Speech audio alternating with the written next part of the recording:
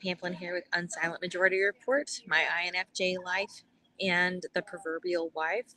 I want to talk to you today a little bit about what I'm doing for Unsilent Majority Report. I'm going to be going to the Capitol here soon and try and hunt down people as they are coming and going from the House and the Senate to get their take on the whole Ken Paxton thing going on. I just found out that Ken Paxton's Senate hearing is not going to be until as late as August, I think 26th.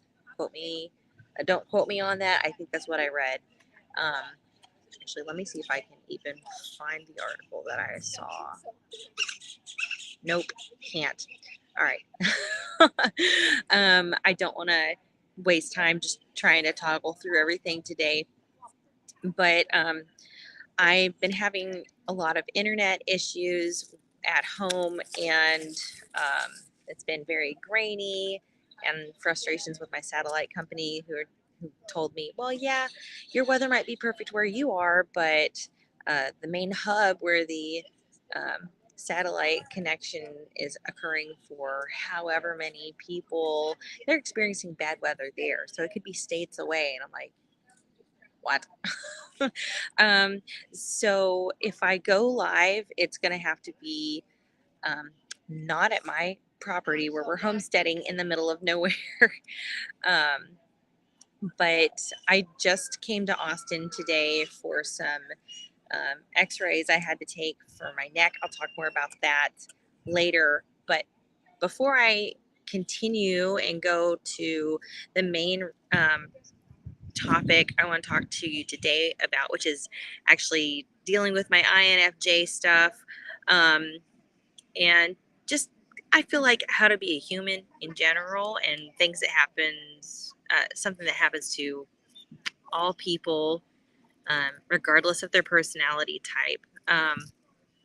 Something that I've been trying to get loaded on here, but which has been very difficult to do, is my friend Farah has created yard signs to celebrate Pride Month.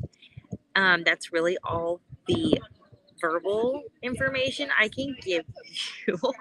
I'm trying to get it on as my background image, and so I'm going to cover up my video because this is how you can see what it's about, but you can see the lovely rainbow on there.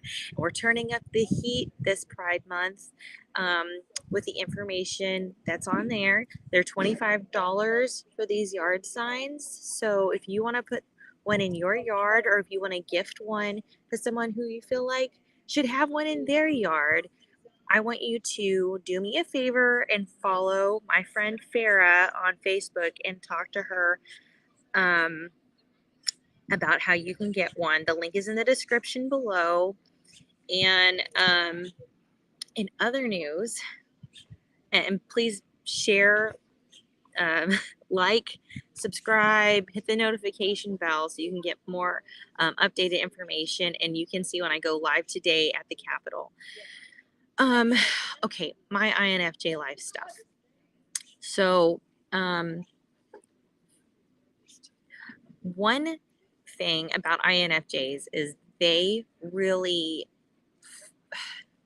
they search for the meaning of their life. They want to find their purpose in life, and they want to execute that. And all things will go by the wayside in order to make sure that their purpose is fulfilled. So, something I've mentioned in past um, lives that I've done, or even on my Facebook, is that two really famous INFJs that you're going to recognize immediately are Jesus and Hitler.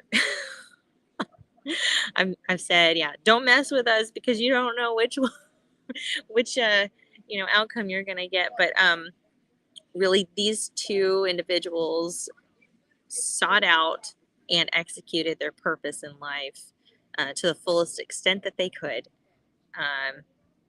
And one of the primary directives in my life that I have felt very strongly about since I was little is to honor my mother and father and take care of them in their old age. When I was 6 years old, my Oma, my grandmother, passed away. my dad's mom had to go live and be in a nursing home. And that was a very shocking and eye-opening experience because uh, we had to be the ones to take her in. She did not want to go, but she had Alzheimer's, and it was a situation where nobody felt really equipped to take care of her. Everyone had to, work at their job. She couldn't be left at home alone. This kind of thing. But they allowed her to choose her nursing home, which honestly was not a very good decision, because she wanted to go be in a location that was not close to either of her children or any relatives that could come and visit her with some frequency. So every time that anybody came and visited her, it was pre-scheduled. The staff knew about it, and everything seemed fine. I don't remember how long she was there, maybe a year or two. And one day we showed up unexpected, unannounced, to find out that it was like 2 or 3 in the afternoon. She had not been taken care of possibly at all that day. She was not washed up. She was not ready to receive visitors, is what they said. And they had taken her teeth out. I don't think anybody had been told they were going to do that medical procedure, because apparently she had tried to bite people. And so she was being fed, some kind of liquid concoction to try and sustain her. She had not been bathed. She was not dressed. And that was really upsetting to me as a 6-year-old, to see the horrible quality of living that they were paying for her to be there, and nobody was taking care of her. Earlier, I made a post about, you want to know why nursing homes are so putrid smelling? It's because they don't take care of the people there. It smells like death because it is a place of death, where the staff are either overworked or apathetic. I don't know. Maybe it's a mix of both, but I know that there's a lot of abuse that goes on in nursing homes too. And if you know what happened a few years ago, there's a lot of stuff medically that goes on that the people who are supposed to make those decisions aren't informed of, or don't get a choice to make. And the patient bill of rights is totally abused because these people cannot speak for themselves oftentimes.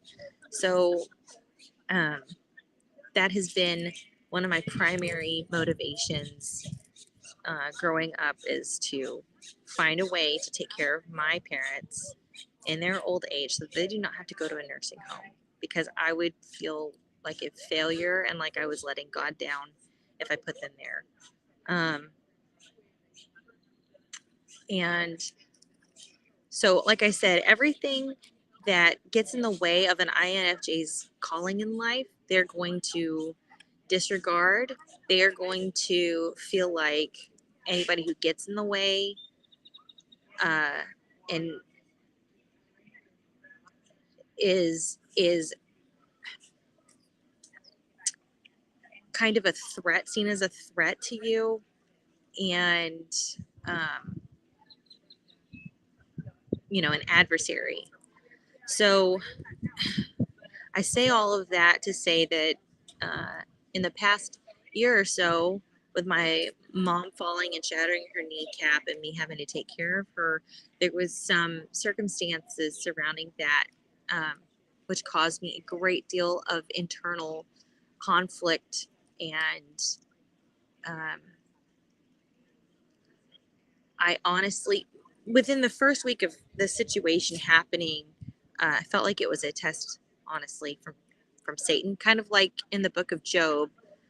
Job, the entire point of the book of Job is that Job is a righteous man who loves God, and Satan tells God, "Oh yeah, well, Job only loves you because you spoil him and he's got everything he wants. And so God says, well, do whatever you want with my servant Job.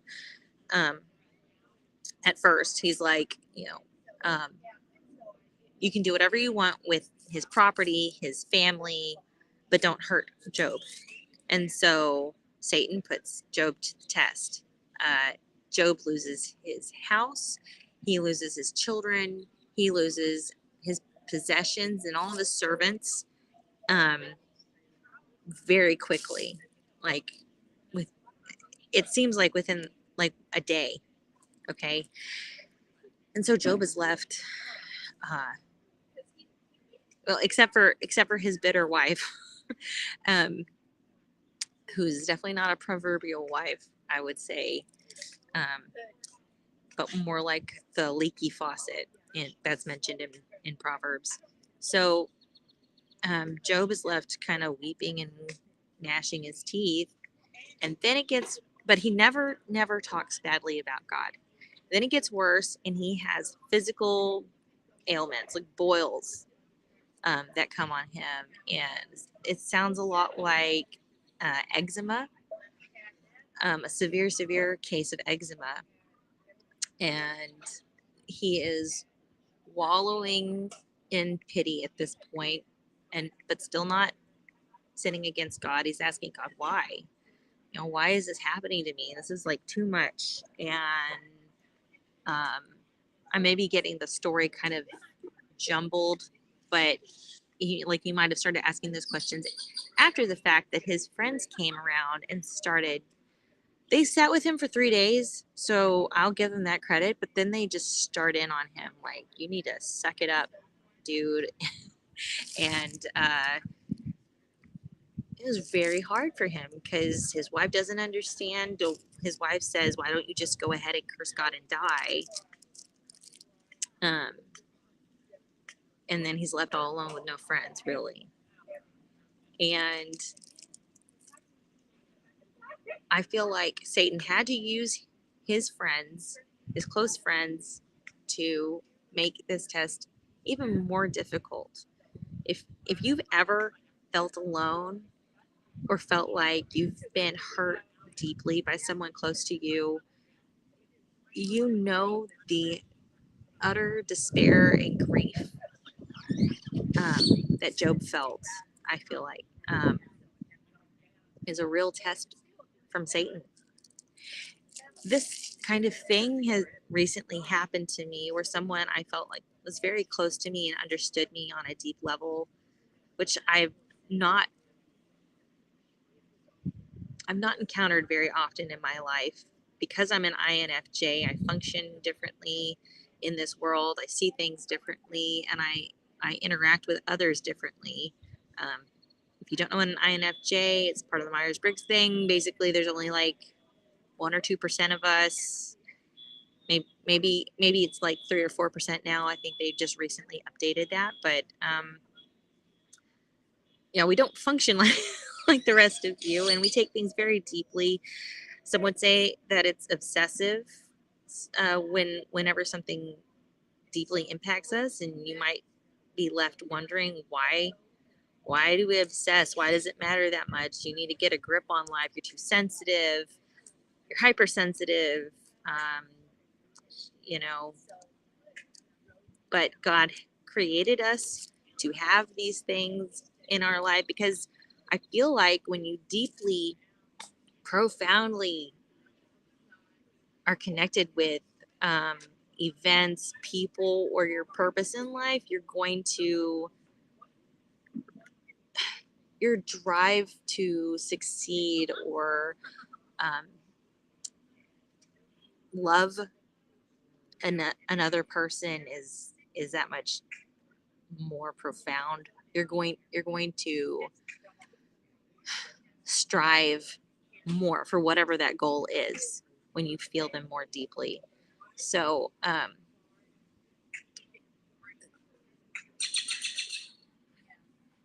this person that was really close to me was very harsh with me in all of this turmoil that I was having with my parents, and I within that first week of this thing happening, I knew in my gut that it was a test from Satan, but then I kind of wallowed in my anger, my misdirected anger at them, when I should have just reminded myself that this is not them, it is from Satan to test me so that I persevere in my faith and I grow in my character.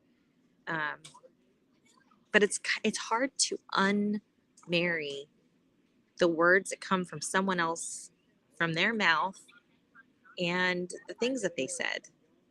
Um, like from it's hard to unmarry that person from the things that they said, knowing that they were probably used as a tool, unwittingly. And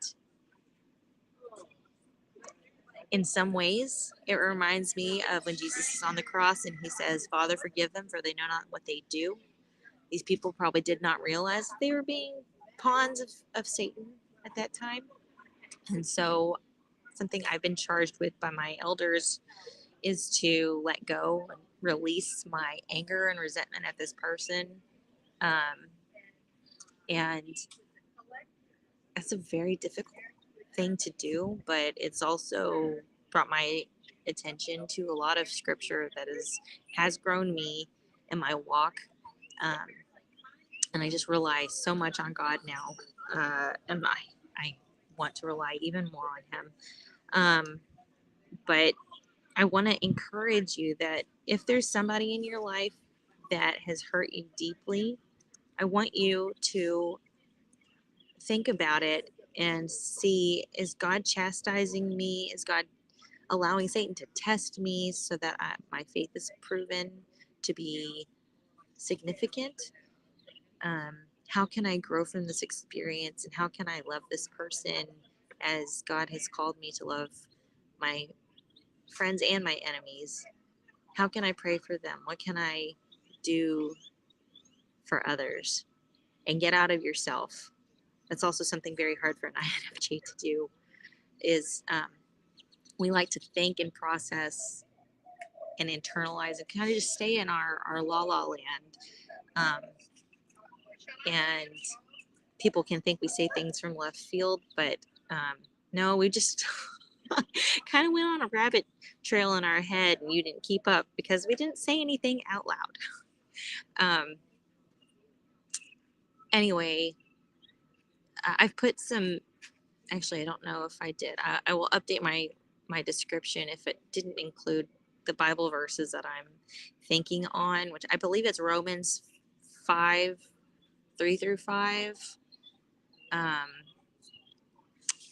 Let me see if I can find that. Yeah, Romans 5, 3 through 5. And it says, not only that, but we rejoice in our sufferings, knowing that suffering produces endurance, and endurance produces character, and character produces hope. And hope does not put us to shame, because God's love has been poured into our hearts through the Holy Spirit who's been given to us. I honestly think that my experience over the past several months has softened my heart, even to where I want to preach the gospel to people like Boris Johnson, um, which probably a year ago I would have laughed at myself in a way, or thought, that's, how is that even possible to desire that, really, on a, not on an intellectual level, but an emotional, spiritual level. Okay. What's the other thing I want to tell you about? Okay. So switching gears to the proverbial wife. I am experiencing a lot of pain in my neck right now, due to assisting my husband with the building of our barn dominium. And all I was doing was looking up for way too long. And went to a chiropractor yesterday, and it looks like I have some bulging discs, but she's concerned that there's something more going on. She wants, and so I got x-rayed today. I'm not really thrilled about x-rays, or the whole medical industry in general, unless it's holistic care, like Erostes or chiropractic care. Sorry, there's a bird here, but I feel like as the proverbial wife must have been in tip-top shape mentally and physically, everything, in order to do everything she did. If you don't know what the proverbial wife looks like or is, you can look at the book of Proverbs. It's in the Old Testament of the Bible. And you can read Proverbs 31 after the indictment to not be given to wine or chase women by King Lemuel. So the proverbial wife is a true blessing to her husband, works her tail off, wakes up before everyone else does to make sure they're fed, makes garments for her family, gets food from afar. So she had to have been in tip-top shape. Well, I've been trying to get there. The past few years, they were very hard on me. I dealt with a miscarriage in 2020. I was losing weight, but it was because I was forgetting to eat because I was working 80 hours a week. And then I gained like 25 pounds, which was 15 pounds more than what I had lost. So it was not good. And then I ended up pregnant, and my pregnancy was very difficult. And anyway, since November, I've been able to keep off 30 pounds now. I'm almost down to where I was before I got pregnant with my first daughter back in 2014. So I'm really excited about that. But it's imperative that you take care of your health, that you get enough sleep. And it's something that's been very hard for me with small children. But I wanted to share with you something that I learned yesterday, and that is that beets help you with your blood pressure. I knew that they helped you with your blood pressure coming down, but apparently they help with stabilizing it in general. If it's too low, it'll bring it back up. So if you have blood pressure issues, for whatever reason, try to eat beets. I am doing that today. I'm going to turn my screen around so you can kind of see what I'm eating, and I'll tell you a little bit about what I'm doing, how I've lost this weight. Video, back camera. Okay, so I'm at Central Market because I just went, like I said, to the x-ray technician place, and this was close by, also close by the Capitol, so I'm excited. But I've got some chicken salad in here, a lot of greens, my one bad thing, which are some chicken, I've forgotten what they're called, dumplings.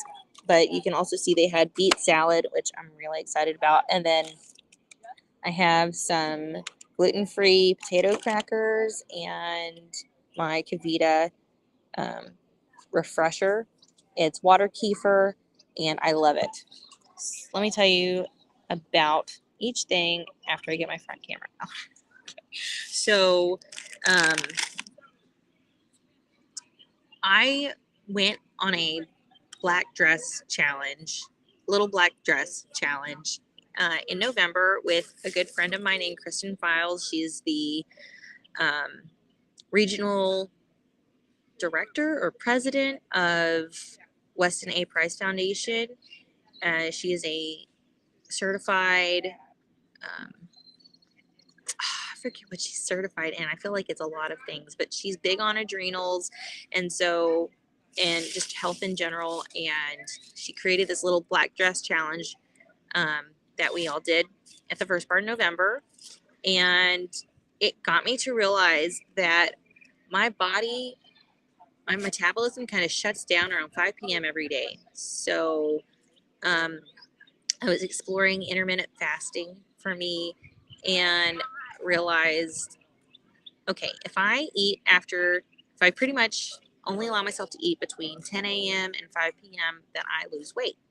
Doesn't matter. And then it kind of slowed down, and I didn't understand why. Well, I had stopped drinking coffee. And I have been so anti-coffee. I was so anti-coffee until my mom broke her kneecap, and I needed it to survive, which is not okay, but it is what happened to me. And I found out there are a lot of health benefits to drinking coffee.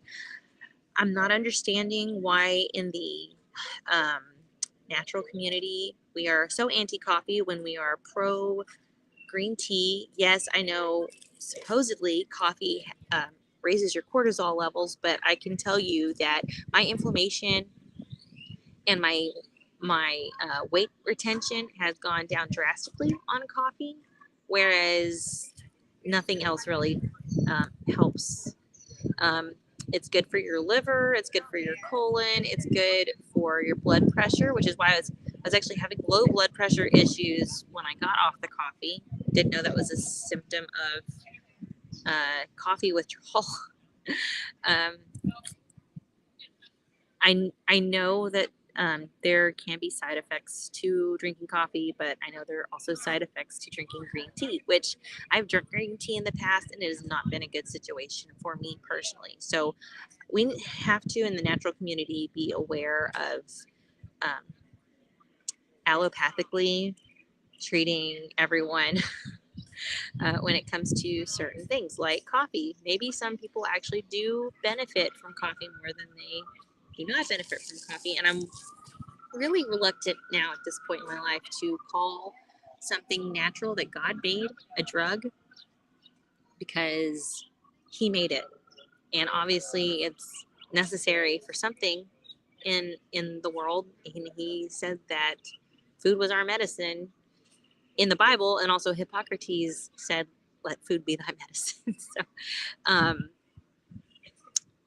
anyway, I've also gone gluten free as much as I can. That's why I'm eating potato crackers instead of regular crackers. Potatoes are not amazing for you, especially if they are not organic because of the strong pesticide use in potatoes. But I'm just working with what I got today, hoping to combat that with my favorite drink, which is this water kefir. It's from Kavita and it's strawberry acai coconut.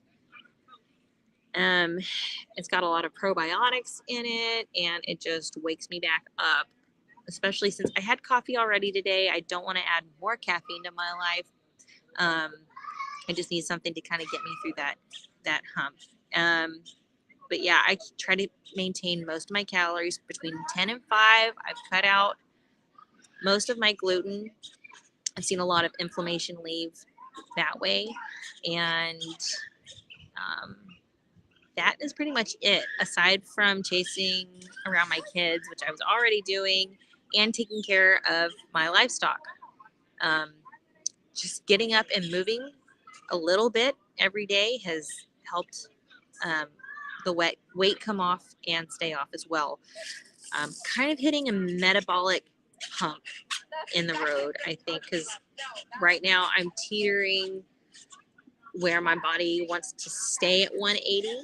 For the past week or so, it stayed at 178. And this morning it was 176. We'll see if it stays. But for a month there, it was like, no, you can't lose any more weight. Not acceptable. So we'll see if that helps. But anyway, take care of your bodies. If you're wanting to be like the proverbial wife, it is imperative that you stay in tip-top shape or get there. Um, your family will thank you for it, and you'll thank yourself for it too. Don't forget about loving yourself. Um, Again, like, subscribe, and hit the notification bell. And please share with all of your friends and patriots this channel, or anybody interested in personality types. I have my INFJ channel and the proverbial wife channel. Link in the links are in my description, but I have not had the time um, or resources, honestly, to cut and extract. So all of my lives, all of my content is going to be on the Unsilent Majority Report for a while first, until I can afford to get things like an external hard drive or pay somebody to do this thing. But my health is kind of important right now, and so I'm taking a little extra time to get more sleep and just slowly go through things that I'd rather just rush. Anyway, I'll talk to y'all later, and I should be going live around 1:30 for another 30-minute peek at what's going on with the special session that Governor Abbott called regarding border security and our property taxes. Thank you and God bless.